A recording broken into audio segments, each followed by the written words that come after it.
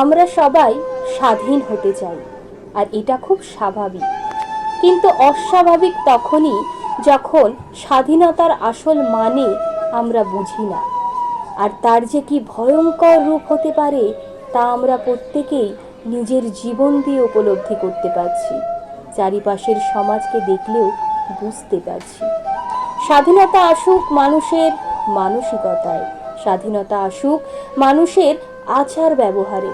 স্বাধীনতা উচ্ছৃঙ্খলা শেখায় না, স্বাধীনতা কারুর জীবন নিতে বলে না, স্বাধীনতা অন্যায়কে প্রশ্রয় দেয় না, স্বাধীনতা অন্যায়কে ঢাকতে শেখায় না, স্বাধীনতা অন্যায়কে ঢাকতে অন্যায় করতেও বলে না।